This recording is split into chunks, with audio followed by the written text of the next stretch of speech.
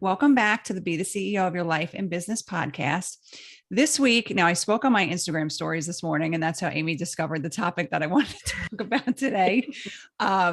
Because we've talked in the past about how we believe that work-life balance that is like a myth. It's a theory, right? And I've just been thinking about it a lot this week because I'm in a season of complete chaos. And I was thinking of how mentally I'm, looking at this season right now and how I looked at different busy seasons in the past. And it's very different. It's still not easy, but the way I am characterizing it now and the way I talk to myself about it now is totally different. And so I hate the term work-life balance because I think it's just not real. And when I was a much younger lawyer and a young mom, and I had 3 babies at home, I was trying to, achieve this, mythical thing of work-life balance. And I was just running in circles. I was trying to, and I said this to Amy earlier before we started recording, it's like I was trying to operate as a man. And I hope nobody is offended by that, but it's just different. When you're a mom and you're trying to work and you're juggling all the things, it's very, very different from a man doing it. So, I was trying to act like a male attorney and work like a male attorney, but I had 3 babies at home. And so I was in that constant like battle of trying to achieve like the perfect amount of hours that I needed to work and bill, but then be home to cook dinner and pick the kids up from school and do all these things. And it put a lot of pressure and anxiety. And I feel like just stress, I should have handled it differently, but, I was operating under this belief that I was trying to have work-life balance. And another thing Amy and I were talking about before is, where does that even come from? Where does that come from? I don't know. I Nobody's telling you that in order to earn your salary or in order for your kids to be healthy, you need to have work-life balance to get you there. And I think that's like a really important point because I know, and Laura knows, we were just talking about this when we were younger and our moms were off doing 1,000 things in 7,000 different directions. They weren't coming home teaching us about work-life balance. They weren't telling us like, this is what you need to do. You need to allocate X amount of time to work and X amount of time to extracurriculars, and then this to the kids, and then this to your husband. None of that. And I think for me, a lot of the work-life balance influencing that I've seen over the years is either I've read about it and people have pushed it as like something that you should try and achieve, or I've seen it on dun dun dun social media. All roads Right? lead back to it. Yeah. And the number of people that Laura and I know personally that get onto their Instagram stories or their Facebook lives and they talk about how, oh my gosh, this is so great. I get to do X amount of work during the day and then I'm there for my kids. And that's wonderful if it were actually really true at the end of Right. the day. Yeah. Because It's not real. it's not It's just real. not real. It's just not real. And so if you continue to consume this idea, like, ooh, Sally Sue has perfect work-life balance because she only has to work 4 hours during the day. And then she's available for her kids who don't have to go to daycare, and she can go on mom dates and then like, lunch dates and have her kids and all these extracurriculars. And she feels so fulfilled. But social media is also your like camera roll that only has the Highlight pretty, reel. yeah, the highlight reel of pretty pictures and filters and all that stuff. Not to knock social media, but it's just because we were really like reflecting on this of like, where does this get learned? Where do you consume this the most to make you think that it's one, something that is attainable, and two, that other people are actually attaining it? Because I don't know anybody that's actually attained this at I all. think it's such a disservice to young women. And, I try to think back to myself when I was in my 20s and I was just starting out in my career and I knew that I wanted to get married and have kids. And, it's just such a disservice to young women to promote this idea that you can have this work life balance, because it's just not true. You're going to have seasons where you're focusing more on work. We're building a business, right? So we've had, periods of time where we were spending more time at work. Yeah. But then you also have seasons where you're busier at home. Like I'm in a season now where, yes, we are very busy at work, but we have so many sports activities that, like, I have not been home one night. This weekend, we have 8 games coming up. It's So crazy. it's just incredibly busy. And if I now were to try to put the pressure on myself to quote unquote balance my time, that I'm shuffling the kids everywhere and sitting on the ball field with the hours that I'm sitting at my desk, I would be miserable. And I was miserable, many years ago when I was trying to achieve that balance. Mhm. And, it makes women think that they should be striving for something that's just false. Well, because that phrase in and of itself is false on all accounts. But I'll point out the main two. One, work and life are not two separate things. Right. Your It's work life. is part of your life, and your life is all encompassing. And if your life is only about work, then that's an even bigger problem. But we've talked about that in other episodes too. Yeah. So work and life cannot be separated like that. And the second thing is that balance implies that you can achieve this equilibrium that is like comfy, cozy, wonderful, perfect situation, a perfect scenario. And your life is constantly evolving. So I don't know how we're expected to define the word balance that could be universal throughout the entire like trajectory of our lives. Because I know I could have quote unquote work life balance when I didn't have kids. And all I had to do was make sure Joey and I were fed dinner at night and make sure we Right. did the laundry and clean the house up. Um, but then when I had kids, that same expectation isn't the same. I have laundry, I have activities, I've got school, I've got to make sure I'm available and flexible if one of them's sick. You have to backup plans. Laura always tells me, always have a plan B in place. And And C and D. yeah, and then C and D because you're gonna have to use them all. Right. So it's like if you define it, it's something that you're gonna have to constantly redefine. And the word itself just lends to this like definition that you're supposed to have in your vocabulary of like, oh, I do X amount of work and then I have X amount of time with my family, and that's supposed to be equal and balanced. And in reality, it just doesn't work like that. It doesn't. And I read, was it yesterday? I was read an article about, the state of women as partners in law firms. Mm. And I forget what the study was, but they said, today, most partners in law firms are still men. And I like roll my eyes every time I hear that. You could think I'm crazy, I'm wrong, whatever. This is just my opinion. And not every woman wants to have children. There are plenty of women who don't have kids. But for the many women that do have kids, it's very difficult to juggle being a partner, especially in a bigger firm, with having a family.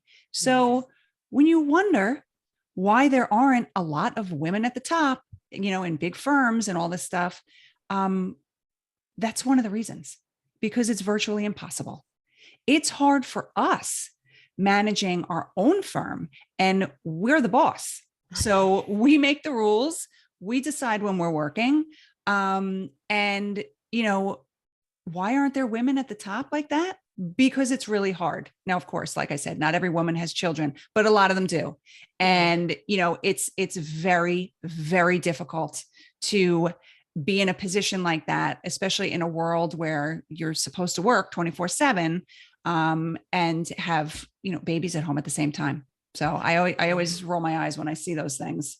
And that also implies to or assumes that women like us, like how Laura and I are, that value family and want to be there for little league games and want to be there for all the kids' activities and want to be involved and really watch them grow and be there for them at every waking moment. That means that we want to do those things. So if there is a female partner out there that is content with working really hard right now to make it to partner, and that means that much to you, great. It's still not under the umbrella of balance though, because Right. your life is still then all consumed into your work. We know enough women that have had, the trials and tribulations of being on a partner track in a law firm to know how much work and how much time they put in, that it is almost inconceivable to think that they could have a family life at home during the work week. And that Yeah. includes Saturdays, by the way, for Right. those people. Weekends. And, did I ever tell you, tell me if I'm repeating myself, the story about Angela when we were at our firm way back when she had her baby and what one of the partners said to her? You might have told me separately. I don't know if we've talked about it. Oh, no, maybe you did speak to it with Angela a little bit when you had her on the podcast. When she had her baby and she was just coming back from maternity leave. And one of the partners was like, well, just get up at 3:30, 4 o'clock in the morning and just start working before the baby gets up. And it's like, are you serious? I mean, it's not reality. It's not. It's so hard having a baby and juggling this career. This career is hard enough to begin with the pressures and all that stuff. But that's just like the lack of, what's the word? It's like you're clueless. Yeah. It's so unbelievable. Out of touch with reality. Totally out of touch with what it's like to be a young mom as a lawyer. And really, it's probably like that in other professions too, but obviously we're just most familiar with ours. Trying to, have your career, not fail at it, and raise a family. And, it's going to change. Like us working for ourselves, we also can't achieve any kind of balance because we are the boss, right? Yes. So I can't say at 5 o'clock, I'm stepping away from my desk and I'm not answering the phone after 5 or any emails. It's just not realistic. No. So, I do try to have boundaries, right? Because in the evenings, I'm at, the games and doing all the things with the kids. But there are times when I do have to answer my phone and I do have to answer emails or sit back down at my desk at 8 o'clock to get something out that I couldn't get to earlier in the day. Right. So if I was operating under the assumption that I should have some kind of balance, I would be so miserable.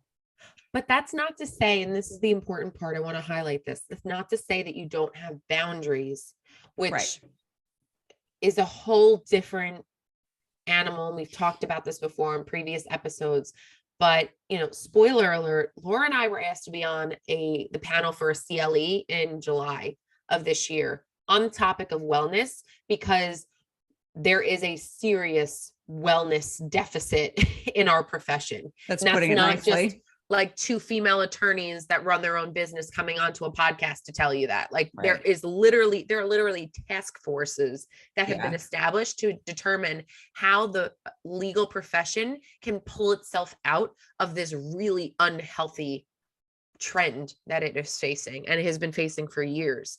And so boundaries are just as vital. And if you maybe couch it in that way, as opposed to balance, change the B word, work-life boundaries. Oh, I like that.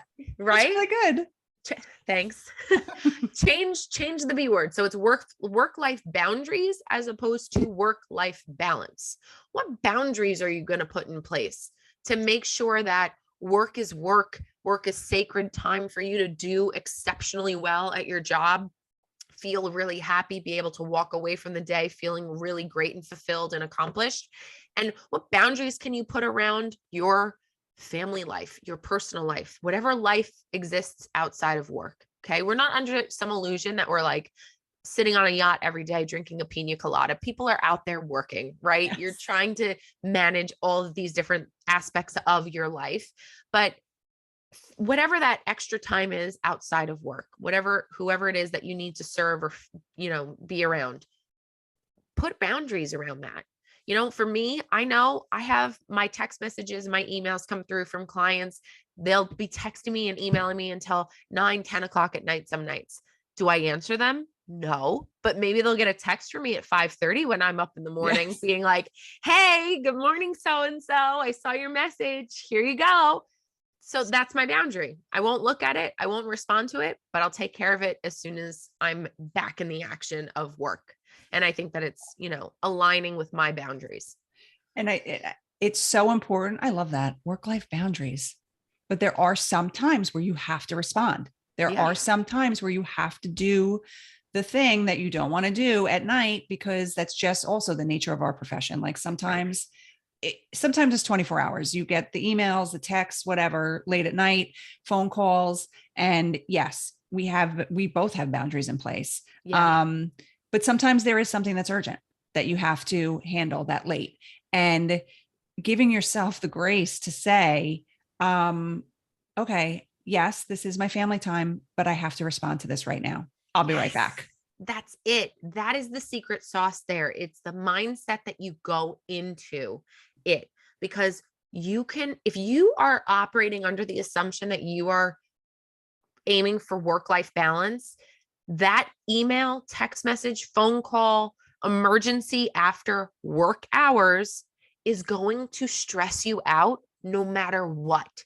Because you think that your family time is supposed to be just your sacred family time and that nothing is going to interrupt it. And it shouldn't interrupt it. How dare you? But if you come in with the mindset of like, you know what? It's an emergency. It doesn't happen every day. I got to take care of it. I'll take care of it. I'll explain it to my family that I need to just step away for a moment and then I'll be right back in it. You're going to feel so much better. Yeah. Yeah. You have, what do we say? You have to give yourself grace. Yeah. You have to, because there are going to be, you know, things are going to change in different seasons. And you have those boundaries in place, but you have to give yourself grace. If like, say you have time that you set aside for your family and something comes up that you have to deal with. It is what it is. Like, this is your job. Yeah. Don't beat yourself up over it. You know what I'm saying? Like, there's never going to be balance. You have your boundaries in place, which is great, but things happen. Yeah. It's life, right? It's not Mhm. work life. Like you said before, it's not personal life. It's just life. And so, one other thing that women are really bad at is giving ourselves grace, right? Yes. Constantly beating ourselves up over failing here, failing there, not doing enough. And, you know, you have to just give yourself that little bit of grace to say, okay, uh, maybe I'll try to do something different tomorrow, or it's no big deal. I had to change things up today, and Yep. that's it. Yep. Right. That's it. And I think the second thing that we talked about a little bit too, that we want you to take away from here is to stop trying to separate work from your life. It's just going to continue to keep you on that vicious cycle and trap of feeling like work is just work, life, whatever that means, is just life outside of work. And start thinking about it as an integrated like circle of your day, that you just have to deal with work things during these certain hours or when these things come up, and you've got life that kind of layers on top of it, your family, your friends, your other commitments, your other things that are going on, and think of it as one big umbrella of just life, Right. because you're going to stress yourself out if you keep trying to force the separation between the two. And also at the end of every day, how do you want to feel at the end of every day? Instead of trying to achieve some like mythical balance, like, how do you want to feel at the end of the day? So at the end of my days, I want to feel happy and at peace with how the day went, however that might be. Some days, many days, I'm not at peace with how the day went. It was just exhausting. We're on the baseball field till 9:30, 10 o'clock at night, and I'm just tired and I'm not at peace with how the day went. Right. But most days, like in the morning, that is my goal, to at the end of the day be happy and at peace with how the day went. And that's really all you can do. That's it. I mean, we're not robots, right? Nope. Mm-mm. Although Nope. we like to try to act like them. But it's really, some days are just a circus, and it is what it is. But I think that, you know, trying to achieve that that fake work-life balance puts a lot of pressure on young women and even older women. Really, me, I'm in my mid 40s and I'm still, I still struggle with it at times. Yeah. But it's just not possible. So, we wanted to come on today and talk about it because we both deal with this issue all the time. But our thoughts about it have changed over the years. And like I said, how I'm handling it now is much different than how I handled it years ago. Mhm. So we hope these tips were helpful. We thank you for spending time with us, and we'll talk to you on the next episode.